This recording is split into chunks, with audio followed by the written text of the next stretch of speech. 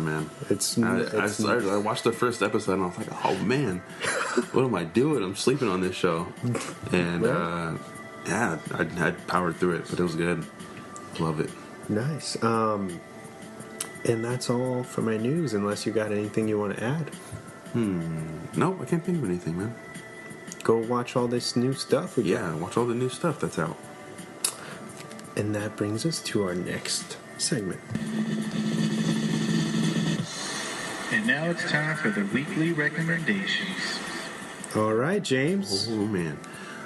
So I have just one weekly rec. It is a movie that came out, I'm not sure what year it came out, a while ago, with Thomas Jane is the actor who played the Punisher, right? Yes. Yes, it is called, he's in it, and it is called The Mist. Oh, okay. Yeah, I like that one. The twist ending. Mm-hmm. So, I think it's awesome. It's one of Stephen King's adaptation, right? Yep. Of one of his books. So if you're into Stephen King stuff and creepy, weird, supernatural things, it's awesome. Definitely recommend it. It's pretty creepy at points. Yeah, I mean, I love movies that deal with paranoia. Mm-hmm. And that definitely, everybody turns on each other, and it's got a great cast, and there's some really good acting. The only reason I wouldn't recommend this movie is the ending. Yeah, it kind of bothers me, but that's just me. Yeah, have you watched the show yet? No, I haven't watched the show yet. Spike, I believe. Right? Yeah, it's on Spike. I've never watched it. I don't really like when they make shows out of, something that's already happened. You don't like it, or you do? I don't really, not that much when it's kind of like redoing it. Oh, like almost. A rehashing? Yeah, like rehashing it. From Dusk Till Dawn? Yeah, I've never seen the show, but it's not worth it. No, okay.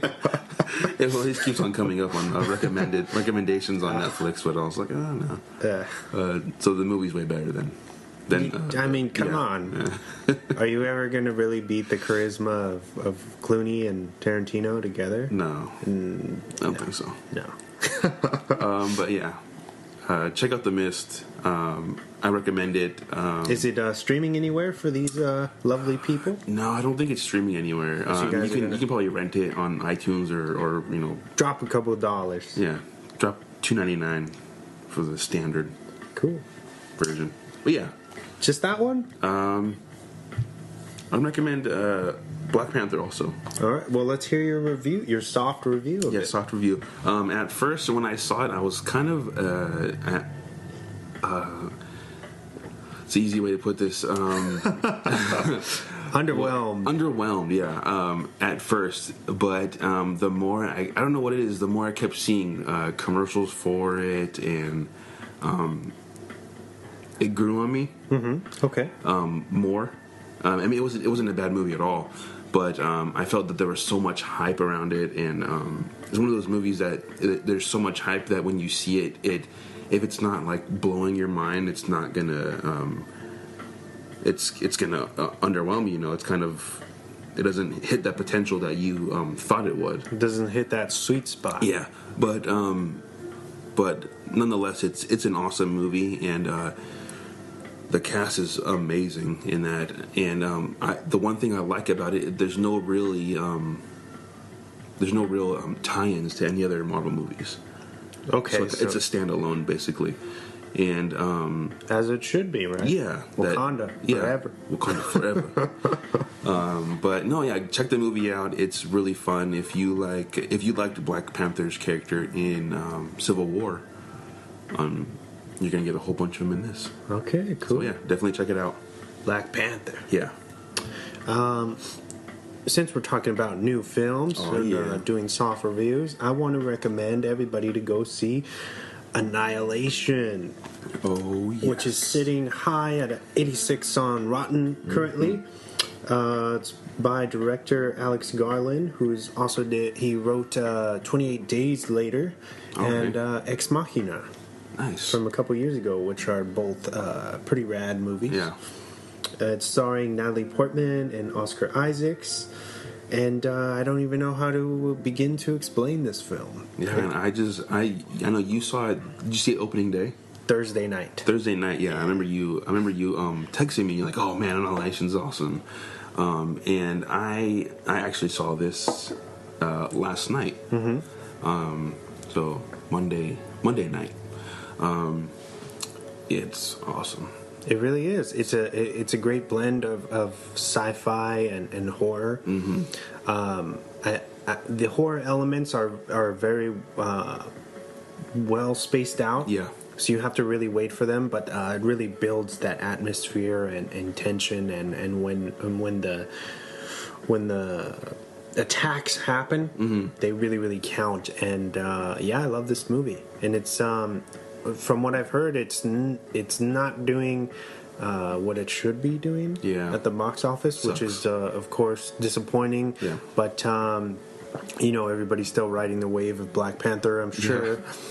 So maybe they just jumped the gun on that release date a little bit. But so we're gonna try to do what we can and get you guys out to go watch Annihilation, because it's amazing. If you like sci-fi, if you're a fan of horror, you're gonna there's some stuff in there for you too. Definitely.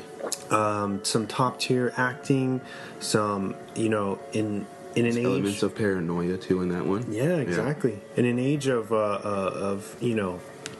reboots and sequels and all this stuff that's just coming from already existing material, this is definitely a breath of fresh air. Yes.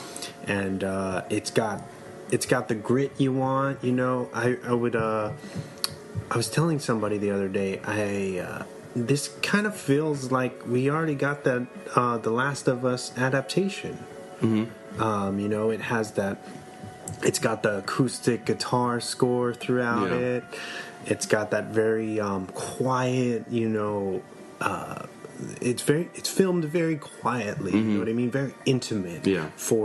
I feel like they poured a lot of money into this, but it feels very, very contained. Yeah. Too, and it's almost like we got the adaptation of that game. And then if I had to compare this to some existing material, I'd say it's The Arrival meets It Comes at Night. Yeah, definitely. I'd have to agree. With maybe even a bigger payoff, to be honest. Yeah. The ending is insane. It's just what? Yeah, everything. I mean, that whole movie is crazy. It's just the visual effects in it are awesome. Oh yeah. The what they do, the gator, man. Oh man, that thing is crazy. What a way to set off to start the film. Yeah, when the action starts, man, that's when stuff starts getting weird. And it's just beautiful too. Oh yeah, when you see everything that the foliage and everything. It's cinematically, I love Natalie Portman, man. She's always taking risks. She's always doing obscure stuff like that. So go see Annihilation. Yes. Sorry, we're talking so much on this, but go see it. Yeah, definitely. I have one more a TV rec before we get into our movie focus. Nice. And it's Wolf Creek, which is actually the same director. What's his name? I forget. Greg McLean. Okay. He did Wolf Creek and Wolf Creek 2, and he actually directed Jungle. So this is nice. This is ties totally in perfectly relevant. But so I've been watching the Wolf Creek miniseries. Yeah. It's a 6-part miniseries, and here's the synopsis. So using the Australian outback as a backdrop, sadistic killer Mick Taylor targets yet another innocent family of tourists. After the daughter survives, she sets out on a mission for vengeance. Nice. It's sitting at 80% on Rotten. Okay. And I can't recommend this enough. If you haven't seen Wolf Creek, the first 2 films, I think the second one is currently streaming on Netflix. Yes. This series is its own thing. Mm-hmm. You don't have to be familiar with the movies at all. But and it's kind of ironic because you said, "Oh, I don't really like when they do miniseries." But it's based off of the movies, right? Yes. Is it a continuation? It's more of I think it would be like in between the movies. Okay. Because So basically 1.5. what the movies are is this fucking hunter in the outback. He goes around and he picks off tourists. Yeah. Because he's like, oh, what are you guys you doing here? You know what I mean? Like, you don't belong here. Yeah. So he just hunts down people. Wow. So that leaves a lot of room for story, right? Yeah, definitely. And I thought this was very interesting. I'm a big revenge genre fan. Yeah. So I was like, what's this all about? And I feel like what's so interesting is because the killer is interesting.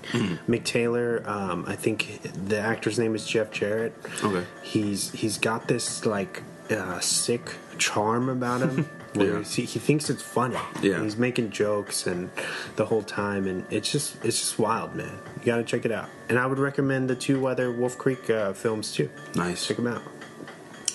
I think you might have to rent the show, but I think it's streaming on Shudder. The new horror streaming service. Man, everything's coming out with streaming services. But I mean, that's cool. That's cool for for people like you, man. Yeah. I'm slowly getting into that genre, little by little. But I mean, you've introduced me to so much stuff already. But I think that's cool that horror fans and are finally getting some attention. Yeah, a little you bit. get something that a streaming service it's basically dedicated to you guys. Okay, yeah. To everyone out there who loves horror. Yeah. Yeah, I mean that's cool. For sure. It's also I might as well plug it, but it's actually one of the only human curated apps right now. Oh, really? Where there's actual people that go in and they actually set up like things that they think fans are going to want to watch. Nice. And I think that's really cool and kind of epic. No, is that worth? You think that's worth getting? It's super cheap. I think it's like $3.99 a month. Oh yeah, definitely then. Or $50 for a year. I mean that's insane. If you're and they're always having all this exclusive stuff. Like I think Mayhem just became exclusively on Shudder. Yeah. So they're getting all kind of check that one out if you contracts. haven't. Yes. Or go back and listen to our episode on Mayhem. What's up? Yeah. And we're gonna move on to our movie focus or James movie focused for the week. 5, 4, 3, 2, 1. And now for the movie focus of the week. All right, so we're talking about Jungle, which was released just this last year. Yes. It's considered a thriller. It runs at 1 hour and 55 minutes. It's only got a 55 on Rotten. That's crazy. For some reason.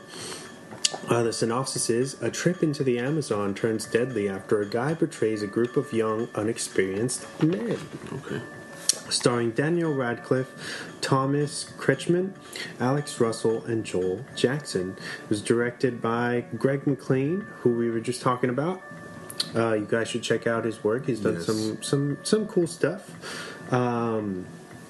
including the Belko Experiment. Actually, one of his more. I guess he directed Belko. Did he? Yeah. Oh, nice. This is. I think that's his more recent effort. That's the one that was written by Gunn, right? Yeah, it was written and directed by Greg. Okay. They were written by James Gunn. Yeah. Gotcha. So let's open up the floor for why you picked this movie, sir. I don't know what it was. Maybe I think right when it got released in stores, I was in Target and I had just seen it, and I think I asked you about it if you had seen it, and I don't think you had seen it at the time, but I think maybe like a week or two later you had told me, "Oh man, Jungle's awesome! Like that movie's crazy," and then